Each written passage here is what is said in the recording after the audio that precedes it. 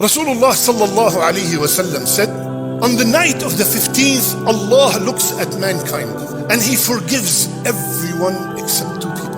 Everyone will be forgiven except two people.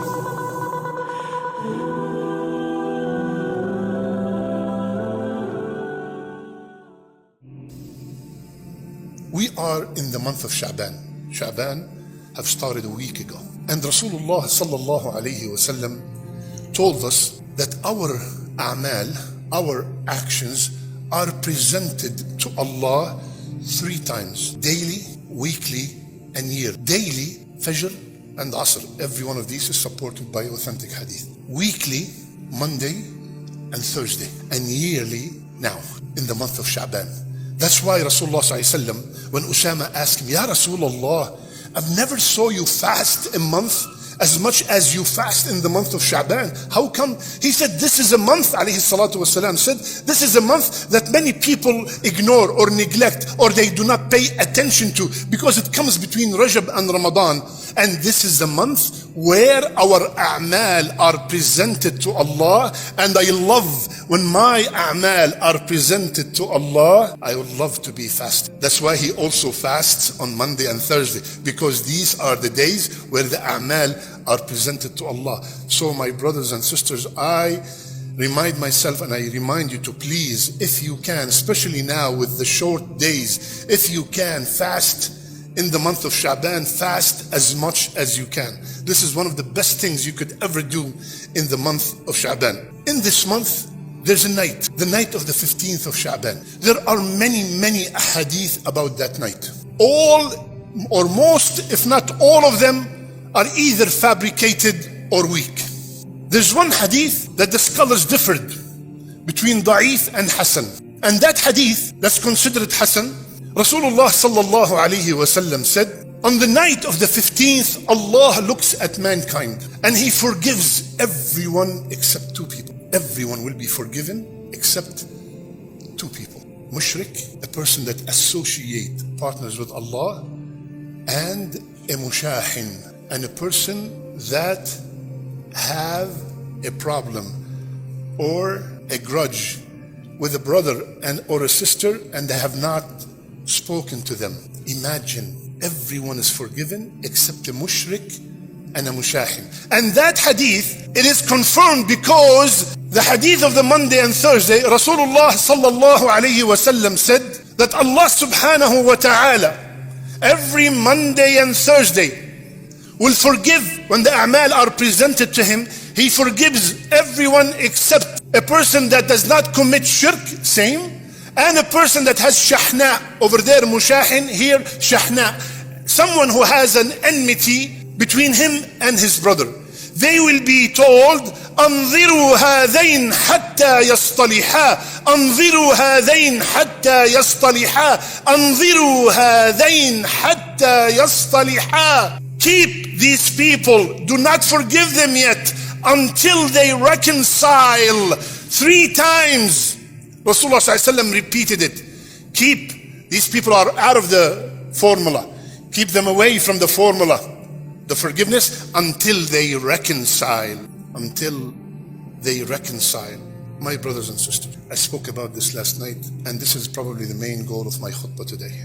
Many of us in this room, they have a person that they do not talk to, a Muslim brother or a sister that they do not talk to for one reason or another. Is it worth it for my a'mal to be on hold? On hold. We all fasted Ramadan last year. Prayed tahajjud, read Quran, sadaqat, you name it. Imagine that all that I've done last Ramadan and the Ramadan before it and the Ramadan 6-7 years ago, all of that is on hold because I do not talk to my cousin, to my brother-in-law, to my sister. On hold. Who on earth can afford that? What did they do? What is it that they have done that is worth my a'mal to be on hold? My hajj last year, my umrah on hold, my Quran recitation, all on hold until we reconcile. Until we reconcile. Rasulullah sallallahu alayhi wasallam, he said, any 2 brothers or sisters that they have a problem and they did not speak to each other فوق ثلاث, more than 3 days. Listen to the rest of the hadith. ثم مات, and then he died or she died. دخل النار, he will enter the hellfire. What did they do for me to go to the hellfire? What is it? How large is my ego that I cannot say, forgive me, or I forgive you? I cannot risk it. It's not a joke. I'm working really hard and I'm planning to, if Allah kept me alive till this Ramadan, I'm planning to do a lot of things, and I cannot afford for them to be on hold just because our kids fought, just because his wife said something about my wife, just because he borrowed $500 and he did not give it to me yet. No. I have no time for this. I have no time for this. I cannot afford this. My brothers and sisters, the story of Mistah, we all know it. I will repeat it just because it's relevant. A man called Mistah. Mistah was the cousin of Abu Bakr radiallahu anhu, and he was a muhajir, and he was from the people of Badr, yani VIP.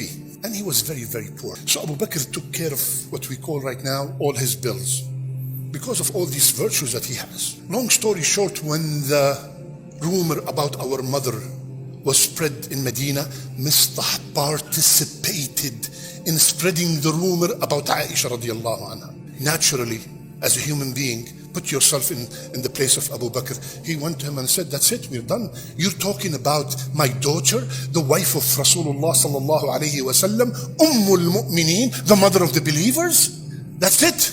We're stopping everything. What do you think happened, brothers and sisters? Allah sent Jibreel alayhi salam to Muhammad sallallahu alayhi wa sallam.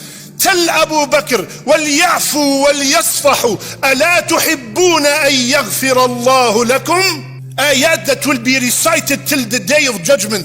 Tell Abu Bakr to forgive and pardon. Don't you want, Ya Abu Bakr, to be forgiven yourself? Abu Bakr, when these ayat were revealed, he said, yes, Ya Allah, I want to be forgiven. He went to Mistah and he apologized to Mistah.